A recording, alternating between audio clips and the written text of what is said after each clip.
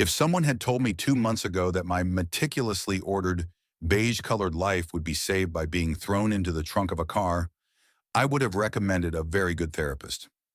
My life was a fortress of solitude, built brick by brick with routine and quiet observation. I lived in a minimalist apartment that overlooked a city I never felt a part of. My job was data analysis, a sea of silent numbers that made perfect, logical sense. Humans did not make sense. Their emotions were messy, their motives tangled. So I kept my distance, a ghost in my own existence, perfectly content in the predictable rhythm of my days.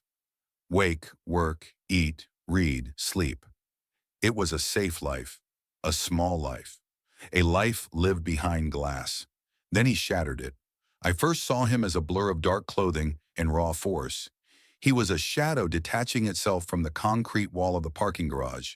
There was no sound, just a sudden, shocking pressure at my back, a hand clamped over my mouth that smelled of gasoline and cold night air. Panic was a white-hot nova in my chest. My mind, usually a neat library of facts and figures, became a whirlwind of static. He was strong, impossibly strong. His body was a wall of muscle and intention, and I was nothing against it, a leaf caught in a hurricane. He said nothing. The silence was more terrifying than any threat. It was the silence of a predator, calm and certain of its prey. He moved with a brutal efficiency that spoke of practice. My world narrowed to the rough texture of the sack pulled over my head, the sharp bite of a zip tie around my wrists, and the horrifying finality of the car trunk slamming shut, plunging me into absolute darkness. This was the distance between us then. He was the monster, the catalyst, the violent disruption. I was the victim, the variable, the data point in his terrible equation. He was a terrifying abstraction of violence, and I was a bundle of pure, unadulterated fear. The drive was an eternity of bumps and jolts, my body a pinball ricocheting inside a metal box. The air grew thin, tasting of dust and my own panicked breaths. My carefully constructed world, my safe, predictable fortress, had been breached and utterly demolished in less than a minute. The routine was broken. The disruption had arrived, and it was absolute. When the car finally stopped, the silence that followed was heavy, thick with the scent of pine and damp earth. The trunk opened. Blinding daylight stabbed at my eyes through the rough fabric of the hood. He hauled me out with the same impersonal strength, one hand gripping my bicep like a vice. We were somewhere remote. The only sounds were the wind whispering through tall trees and the crunch of our feet on a gravel path. Forced proximity. This was the new rule of my existence. My world, which had once been a city block-sized kingdom of my own making, was now reduced to the few feet of space between myself and this man. He pushed me through a doorway. The air inside was cool and smelled of wood smoke and dust. He guided me to a chair, the wood hard against my back, and then I heard the click of a lock. Only then did he pull the hood from my head. I blinked, my eyes struggling to adjust to the dim light of the cabin, and I saw him, really saw him, for the first time. He wasn't just a shadow anymore. He was a man. He was tall, built with the dense, hard-won muscle of someone who worked with their body, not behind a desk. His hair was dark and unruly, his jaw shadowed with a day's worth of stubble. But it was his eyes that held me. They were a startling clear gray, like a winter sky just before a storm. And they were exhausted. He was my captor, my antagonist, the monster from the garage. But looking at him then, standing in a sliver of dusty sunlight, I saw the fine lines of fatigue etched around his eyes. I saw the tension in his shoulders, the way his hands clenched and unclenched at his sides. He looked at me, and his expression was not one of malice or triumph. It was something far more complicated. Resignation, maybe even a hint of regret. "Don't scream," he said. His voice was low, a rough, gravelly sound that vibrated through the small room. "No one will hear you." I just nodded, my throat too tight for words. My heart was a frantic bird beating against the cage of my ribs. He tossed a bottle of water onto a small wooden table next to me. It landed with a dull thud. "Your father will pay," he said, more to himself than to me. "He has the money."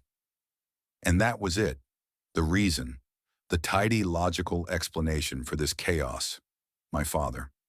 The man whose name was on my trust fund, but whose face I hadn't seen in 5 years. A man who valued his portfolio more than his own son. A bitter, humorless laugh almost escaped me.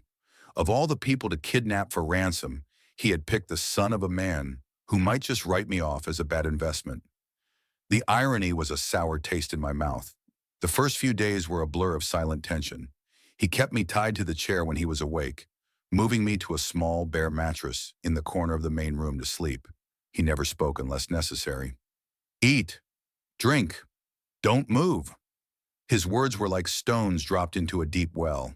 But in the silence I watched. Observation was my nature, my only defense. I started to learn the landscape of him. There was a faint, silvery scar that cut through his left eyebrow, a tiny imperfection that made his face seem more human. His hands were calloused and rough, the knuckles scarred. These were not the hands of a professional criminal, I thought. They were the hands of a laborer, someone who knew the weight of hard work. I noticed the way he limped, ever so slightly, when he thought I wasn't looking. I saw the weariness that settled deep into his bones when he sat by the cold fireplace at night, staring into flames that weren't there. He was a fortress, just like me. But I was beginning to see the cracks in his walls. One afternoon, he was cleaning. A small hunting knife, his movements precise and economical. The blade slipped. A low curse hissed through his teeth. A line of dark red welled up on the back of his forearm. It was a deep cut. He wrapped it hastily with a strip of cloth torn from an old shirt, his movements clumsy with his non-dominant hand. He was frustrated. The mask of calm, menacing control slipped, and for a second I saw a flicker of sheer, bone-deep exhaustion. He was just a man in over his head. That night the fever started. I could hear it in his breathing first. It was ragged, catching in his chest. By morning he was shivering, despite the relative warmth of the cabin. A sheen of sweat slicked his forehead. The cloth on his arm was stained, the edges of the wound angry and red. Infection. He slumped in the chair opposite me, his head in his hands. The gun that was usually tucked into his waistband now lay on the table, just out of his reach, and, thankfully, just out of mine. He looked defeated. The power dynamic in the room began to feel like a liquid, shifting and swirling, no longer fixed. "You need to clean that," I said. My voice was a croak, the first words I had initiated in days. He lifted his head, his gray eyes clouded with fever. "Shut up. It's infected. It'll get worse." I knew this because I spent most of my free time hiking alone. I had a wilderness first aid certification, another piece of my solitary, carefully managed life. He stared at me, a long, assessing look. The predator was still there, but it was wounded. "What do you know about it?" he rasped. "I know that a fever like that can kill you if the infection spreads." Silence stretched between us. He was calculating, weighing the risk of trusting me against the risk of sepsis. Finally, with a groan of frustration, he nodded toward a small cabinet on the wall. "There's a kit in there. Whiskey, too." This was it. The shift. He was asking for my help. "My hands," I said, holding up my still-bound wrists. He watched me for another long moment, his gaze sharp despite the fever. Then he pushed himself up, swayed on his feet, and came toward me. He pulled the knife from his boot, a different, smaller one, and sliced through the thick plastic of the zip tie. The release of pressure was immediate. I rubbed my raw wrists, the feeling of freedom dizzying. I stood up, my legs stiff, and walked to the cabinet. My movements felt slow, deliberate. I was acutely aware of him watching me, of the gun on the table, of the fragile, terrifying trust he had just placed in me. I found the first aid kit. It was basic, but it had antiseptic wipes and clean bandages. I grabbed the bottle of cheap whiskey. "Sit," I commanded, my voice gaining a sliver of confidence. To my surprise, he did. He sank back into the chair, his body slumping with a weariness that seemed to go beyond the fever. I knelt in front of him. This new proximity was unnerving. I could feel the heat radiating from his skin. I could smell the fever on him, a sour, metallic scent mixed with the smell of sweat and pine. I worked carefully, unwrapping the dirty cloth. The wound was ugly. "This is going to hurt," I said softly. He just grunted in response, his jaw tight. I poured some of the whiskey onto a fresh piece of cloth. As I reached for his arm, my fingers brushed against his. The first touch, it was electric. A jolt of pure shock, white hot and stunning, shot up my arm. His skin was burning with fever, but it felt like something else too. A current, a connection I had no right to feel. He flinched, not from the impending pain, but from the contact itself. His storm gray eyes locked with mine. The world seemed to fall away. There was no cabin, no kidnapping, no ransom. There was only the inches between us, the heat of his skin, and the sudden, terrifying realization that this man, this dangerous, broken man, was the first person to make me feel anything real in years. My heart hammered against my ribs, a frantic, panicked rhythm. This is insane. He is your captor. The thought was a splash of icy water, but it couldn't extinguish the fire the touch had ignited. I broke eye contact, my face flushing, and focused on his arm. I pressed the whiskey-soaked cloth to the wound. He sucked in a sharp breath, his whole body tensing, but he didn't pull away. A low, guttural sound of pain escaped his lips. I worked quickly, my hands surprisingly steady. I cleaned the cut as best I could, my touch gentle, almost reverent. I was tending to my monster, and in that moment, he seemed less like a monster and more like a man in pain. A man who was, for this brief, insane moment, in my care. When I was done, I wrapped his arm with a clean bandage, my fingers brushing his skin again. This time he didn't flinch. He just watched me, his gaze intense, unreadable. I secured the bandage and sat back on my heels. The air between us was thick with unspoken things. "You need to drink water," I said, my voice barely a whisper. "Break the fever." He just nodded, his eyes never leaving my face. I felt exposed, stripped bare under that gaze. He knew. Somehow he knew that the touch had changed something, that the careful distance I had cultivated my entire life had just been obliterated by the simple act of skin touching skin. The next 24 hours were a strange, quiet truce. He didn't tie me up again. The gun remained on the table, a silent testament to the new, fragile balance of power. I kept him supplied with water. I made a thin, watery soup from a can of something I found in the cupboard. He ate it without complaint. The fever raged through the night, and I stayed awake, listening to his ragged breathing, a strange, protective instinct stirring in my chest. This was Stockholm Syndrome, my logical mind screamed, a textbook psychological response to trauma. But my heart, that foolish, long-dormant organ, whispered something else. It whispered that this felt more real than anything in my old life. By the second day, the fever broke. Color returned to his face. The clarity returned to his eyes, and with it, the distance returned. He was quiet, withdrawn. He avoided looking at me. The truce was over. But something had irrevocably shifted. He was no longer just my captor. I was no longer just his victim. We were two people, trapped in a cabin, bound by a desperate act and an impossible unspoken chemistry. The storm arrived on the third night. It came without warning, a sudden, violent assault of wind and rain that rattled the small cabin to its foundations. The wind howled like a hungry animal. Rain lashed against the single window. Then with a flicker and a hum, the power died. The cabin was plunged into a profound, suffocating darkness. A crack of thunder, so loud it shook the floorboards, made me jump. I heard him move in the darkness, a rustle of fabric. "Stay put," he ordered, his voice tight. A few moments later, a match scraped and a small flame flickered to life. He lit an old kerosene lantern, and the room was filled with a warm, dancing glow. The light cast long, dramatic shadows, making the small space feel even more intimate, more isolated from the outside world. We were the only two people alive in the universe. He sat by the fireplace, his back to me, and began to build a fire. His movements were sure and steady again. His strength returned. The intimidating figure was back. But I couldn't unsee the vulnerability. I couldn't unfeel the touch.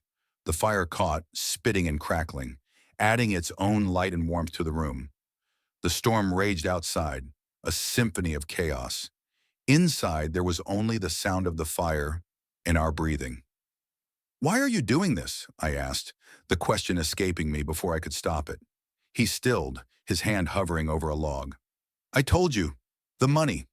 "No," I said, my voice gaining strength. "Why you? You're not. This isn't who you are." He turned his head slowly, his profile etched in firelight. The shadows carved hollows into his cheeks, making him look haunted. "You don't know anything about me." "I know your hands have worked harder than mine ever have," I said, the words tumbling out. "I know you have a scar over your eye, and you favor your right leg. And I know you were scared when you had that fever." He turned fully to face me, his gray eyes burning in the lantern light. The silence in the cabin was a physical weight pressing down on me. "My sister," he said, his voice so low I could barely hear it over the storm. "She's sick, needs a treatment, experimental. Insurance won't cover it." The confession hung in the air between us. Simple, devastating. It wasn't greed. It was desperation. It was love. "I worked 2 jobs," he continued, his gaze fixed on the fire now. "Took out loans, borrowed from the wrong people, got in deep. This, this was the only way out they gave me." He was a good man who had been forced to do a bad thing. My heart ached for him, for the impossible choice he'd had to make. "Your father," he said, his voice laced with bitterness. "A man like that, the money is nothing. It's a rounding error. But for me, for her, it's everything." I didn't defend my father. There was no defense. He was right. I stood up and walked over to the fireplace, sinking to the floor a few feet away from him. The heat from the flames warmed my face. "I'm sorry," I whispered. He looked at me, and his expression was raw, stripped of all its defenses. The confidence, the intimidation, it was all gone. In its place was a deep, profound loneliness that mirrored my own. "I didn't want to involve you," he said, his voice rough with emotion. "They picked the target. I just had to do the job." The storm howled as if giving voice to all the chaos and pain inside that small room. He looked so lost, so broken. Without thinking, without allowing my logical mind to scream its protests, I reached out and laid my hand on his knee. He flinched, his whole body going rigid. But he didn't pull away. His gaze dropped to my hand, then slowly lifted back to my face. The air crackled. The space between us felt charged, humming with a dangerous, beautiful energy. He was leaning in. Or was I? I couldn't tell. The world narrowed to the space of a breath. His eyes, the color of the storm outside, searched mine for something. Permission? Absolution? I didn't know. I only knew that I was leaning in too. His lips met mine. It wasn't a frantic, passionate kiss. It was slow, hesitant, questioning. It was achingly gentle. His lips were chapped, warm. His stubble was a rough, pleasant abrasion against my skin. It was a kiss that tasted of wood smoke and desperation and a loneliness so profound it felt like coming home. My hand slid from his knee to the back of his neck, my fingers tangling in his hair. He made a sound, a low groan deep in his chest, and deepened the kiss. All the fear, all the tension of the past few days melted away, replaced by a wave of pure, unadulterated longing. This was wrong. It was impossible. It was also the most honest thing I had ever done. We broke apart, both of us breathing heavily, our foreheads resting against each other. The fire crackled. The rain beat against the roof. "Kane," he whispered. "My name is Kane." "Leo," I breathed back. And in the heart of the storm, in the tiny, isolated cabin, we were no longer captor and victim. We were just Kane and Leo, two lost souls who had found each other in the wreckage. I woke up to the sound of birdsong. The storm had passed. Sunlight, pale and watery, streamed through the dirty window. The cabin was cold. The fire had died down to embers. And I was alone. He was gone. A hollow, icy dread filled my stomach. I sat up on the mattress where we had eventually fallen asleep. A rough wool blanket was tucked around me. A gesture of care, or a gesture of goodbye. Panic, cold and sharp, clawed at my throat. The morning after. The crucible. My mind. my old enemy, began its vicious spiral. It was a mistake, a moment of weakness. He regrets it. He's disgusted with himself. He's disgusted with you. The self-recrimination was a familiar, painful cloak. I had let my guard down. I had allowed myself to feel something. And now the inevitable rejection was here. The silence of the cabin was different now. It wasn't the tense silence of before. It was an empty silence, an absence. My former solitude, the one I had so carefully curated, had been a comfortable quiet. This was a screaming void, shaped exactly like him. I saw the gun was gone from the table. Of course, he didn't trust me anymore, or maybe he didn't trust himself. I stood up, my body aching, and walked to the window. I saw him at the edge of the woods, chopping firewood with a savage, desperate energy. Each swing of the axe was a punishment. His back was to me, a rigid wall of muscle. He was putting the distance back between us, log by log, building the fortress back up. The hope that had flickered to life in my chest last night was guttering, threatening to go out. He was retreating, and my own fear was screaming at me to do the same. Build your walls back up, Leo. Retreat into the safety of numbers and silence. He can't reject you if you're already gone. He spent hours out there. I spent hours inside, pacing the small cabin, a caged animal once again. The air was thick with the ghost of last night's intimacy, making the current silence unbearable. I replayed the kiss over and over in my head. Had I imagined the tenderness, the desperation? Had it just been a fever dream, a product of the storm and the confession? When he finally came back inside, he was slick with sweat, his face a grim, unreadable mask. He didn't look at me. He moved around the cabin, stoking the fire, refilling the water bucket, his movements jerky and loud. He was radiating a force field of regret. The silence stretched until it was a thin, shrieking wire about to snap. I couldn't bear it. "Kane," I said, my voice small. He froze, his back still to me. "Don't," he said, his voice flat, dead. The single word was a punch to the gut. It confirmed every fear. It was a mistake. He regretted it. My old defenses slammed into place.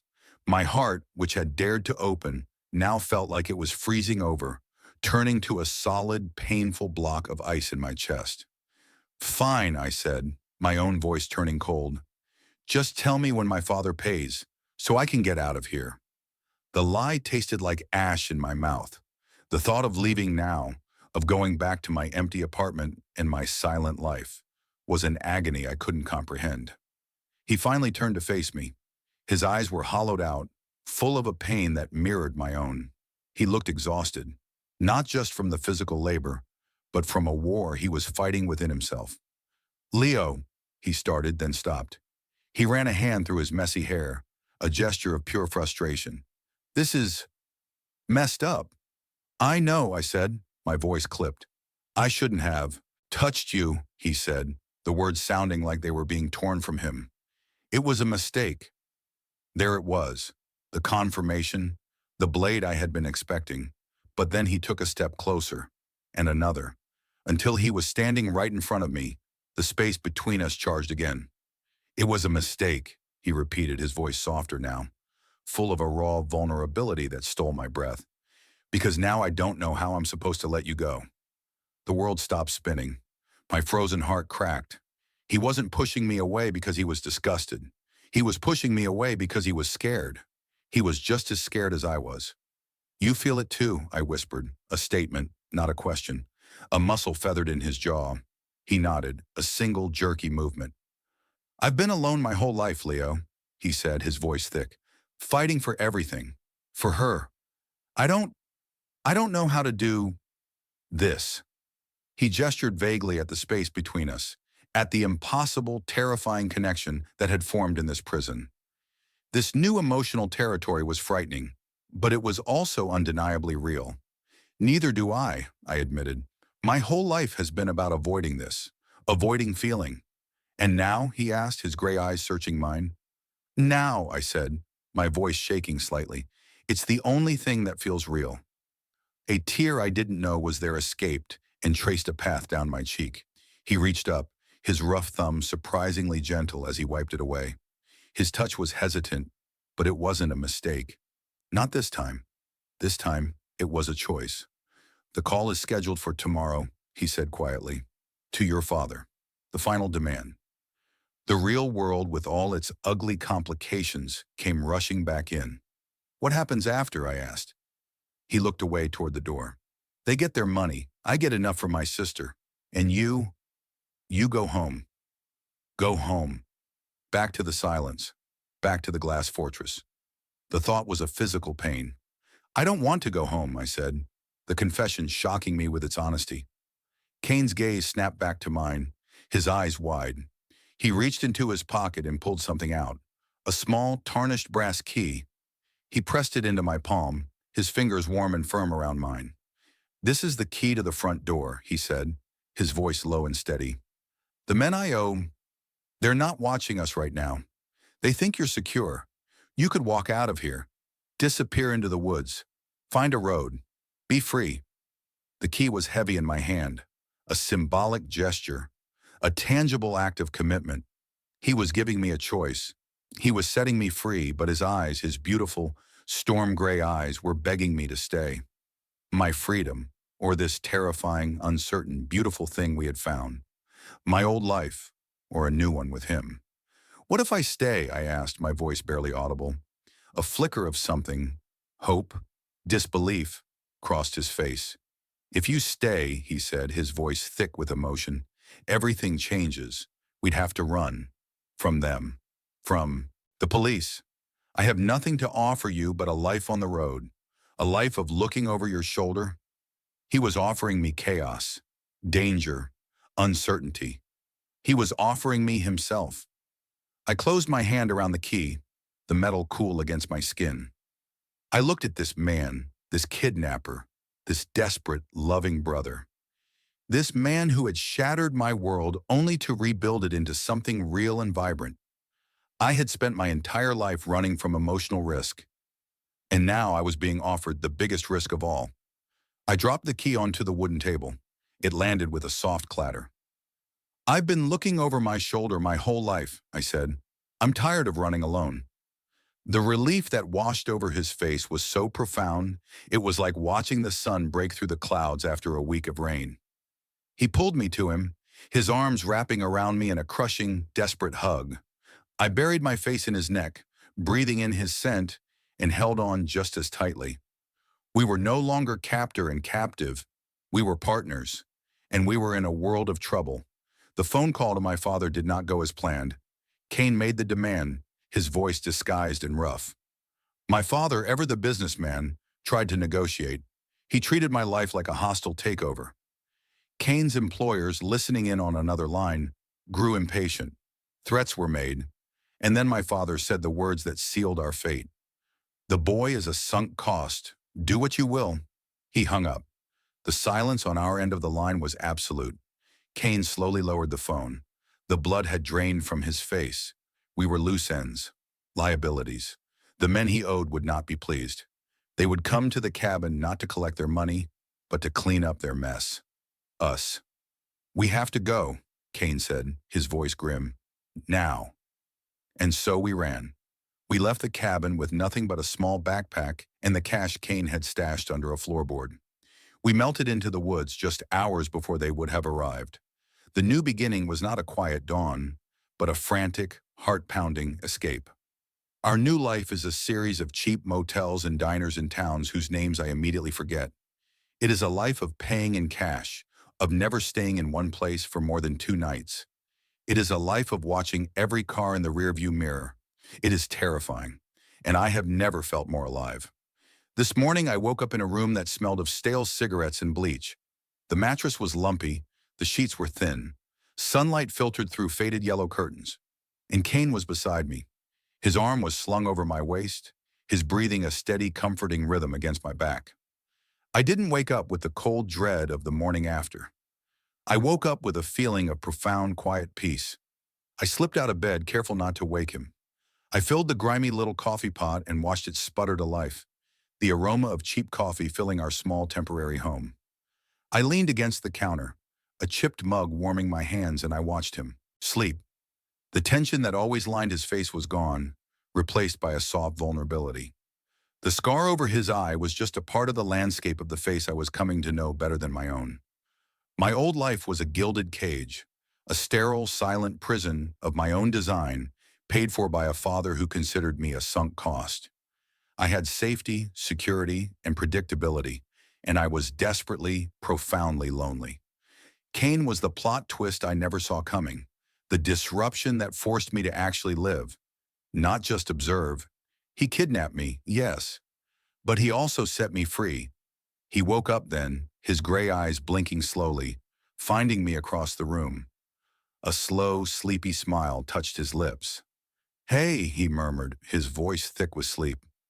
"Hey," I smiled back, my heart doing a familiar, pleasant flip in my chest. He sat up, rubbing his face. "Any coffee?" "I made it for you," I said. Domestic intimacy, in a rundown motel room, on the run from criminals and the law. It was the most beautiful, perfect home I had ever known. He had lost the money for his sister, a weight he carried every single day. But we were working on a new plan, a legal one. We would find a way, together. I brought him a cup of coffee, and he pulled me down to sit on the edge of the bed. We sat in a comfortable silence, sipping our coffee as the world outside woke up. The fear was still there, a low hum beneath the surface. But for the first time in my life, I was not afraid of the future. Because for the first time, I was not facing it alone. My name is Leo, and my life was saved by a crime. I was taken from a world of quiet desperation and thrown into one of chaos and danger. And it was there, in the most unlikely of places, that I finally found a reason to be brave. It makes me wonder, have you ever found something beautiful in the wreckage of a disaster? Let me know your own stories in the comments below. I'd love to hear them. And if you want to hear more stories about love found in unexpected places, make sure to subscribe.